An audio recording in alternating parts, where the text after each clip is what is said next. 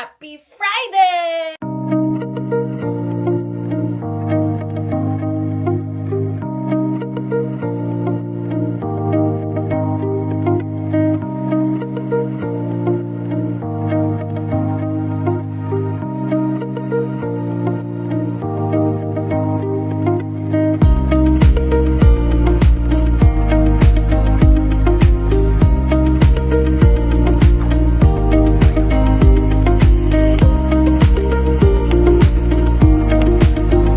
Hi guys! Ciao! So, yan, nakatulog na ako, nakaidlip ako kaya may energy. Pero, syempre, bawi-bawi sa tulog kasi lagi tayong puyat everyday, Monday to Friday, from 12 to 8 yung work ko. Kasi nandito ako sa Italy. So, ayun. And then, yung time zone, yung company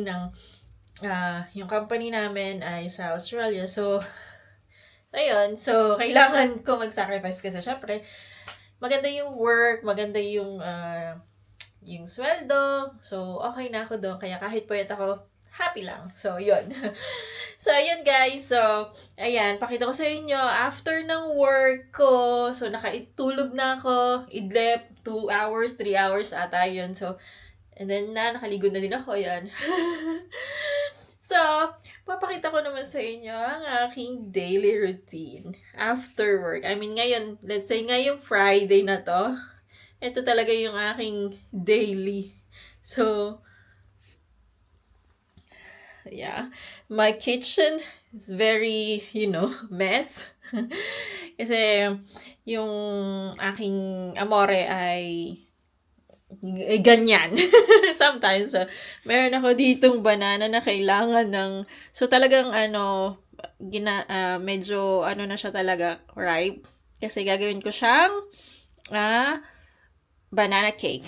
So, ayan. So, ito, may brown rice pa dito, no? So, ayan. So, ayan, guys. Ayan, ganyan. Medyo magulo, pero wala tayong magagawa. Parang feeling housewife. So, yun lang. So, ayan guys. Tapos ko din. So, pakita ko sa inyo. Charan! O, diba? So, ayan. Medyo proud na ako dyan, Actually, dito lang ako masipag. Kung makikita lang ako ng nanay ko. Kasi sa Pinas talagang parang prinsesa. Lagi lang nakaupo sa computer. Minsan, nakaharap sa computer, work. So, dito kasi wala akong mama. Anyway, so, ayun. So, kasi sa Pinas, meron akong client na umaabot ng 3-4 ang clients ko. Kasi talagang, lahat yon part-time. So, pagka kasi part-time lagi lang yung work mo, so, parang feeling mo hindi stable pa yung yung income, kumbaga. So, kailangan mo lagi maghanap.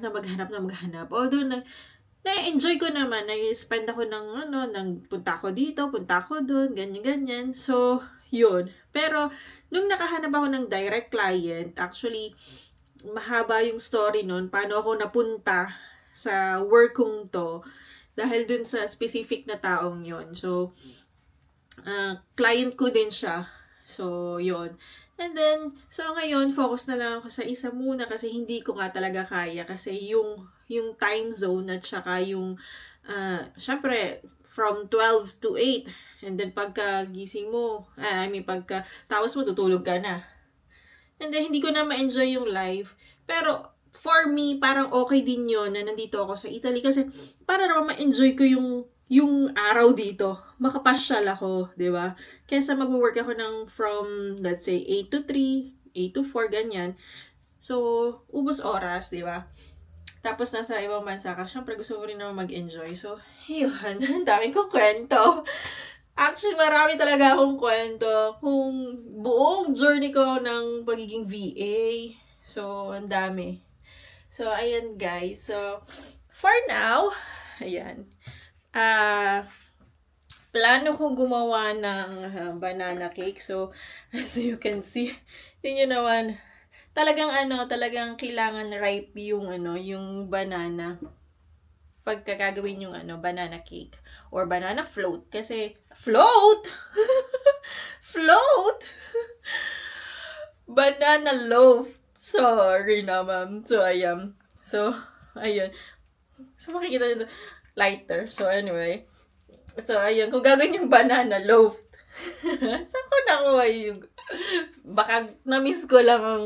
Hindi naman ako nainom ng Coke float. So, anyway. So, ayan guys. Samahan nyo ako. Gagawa tayo ng banana loaf. So, ayan guys. Ready na yung ingredients natin. So, ito sila. So, I have banana. So, inano ko na siya. Smash ko na siya. And then, I have, I used muscovado. So, pero dapat white sugar. So, kineme. Ayun lang ang meron tayo. So, ayan. Muscovado. Integral. So, healthy living kunwari. And then, I have 2 eggs here. And then, flour. So, farina ang tawag nila dito. So, integral din. And then, I have chocolate fondente. So, yan. Ano siya? Dark chocolate. So, ayan.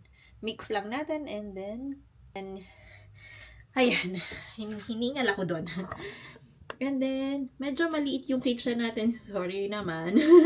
So, ako lang yung kita nyo. So, anyway, I'm going to show it to you hanggang sa makakaya ko. So, ito yung ating banana. So, kailangan pa natin siyang durug-durugin. So, ayan. I'm going to show it to you guys. So, ayan. Kailangan pa nating durugin. Unti-unti. And then, mix na natin yung sugar para matunaw siya. Kasi, I used muscovado. So, medyo, ano siya, hirap matinaw. Unlike white sugar. So, ayan.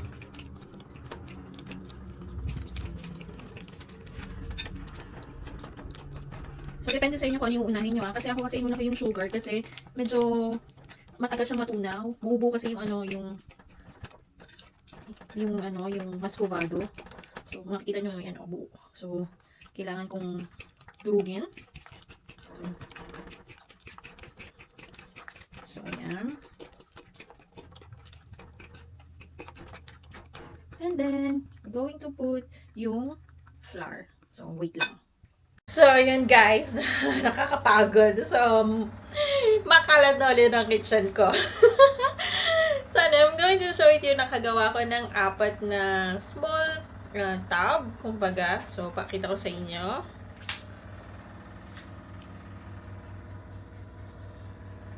So, ito guys. So, ayan. Nilagyan ko ng chocolate on top. So, ayan. Kinalat ko lang. So, ayan.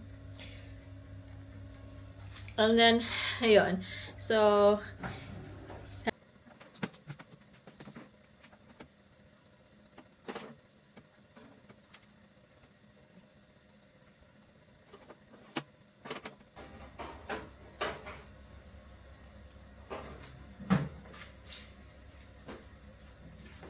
ayun guys, wait na lang tayo dun sa dun sa kalalabasan. So, ayun, nakakapagod. Hindi kasi ako sanay or hindi ko lagi itong ginagawa. So, kasi bago sa akin to, yung pagpunta ko dito sa Italy, bago sa akin lahat. So, kasi nung nasa Pinas ako, wala akong ginawa, kundi humarap sa computer, work, yun nga, umaabot ng 3, 4 yung clients ko. So, kapagod. So, update ko kayo later kung ano yung itsura at ano yung lasa. So, yun. So, wait tayo. So, ito na guys yung banana cake or banana loaf na ginawa ko. So, cheers! So, yan guys. Tapos na. So, ayun. So, mamaya, ibibigay ko yun dun sa sisters ni Amore, and then dun sa mom and dad niya as well. So, yun lang guys. Grazie!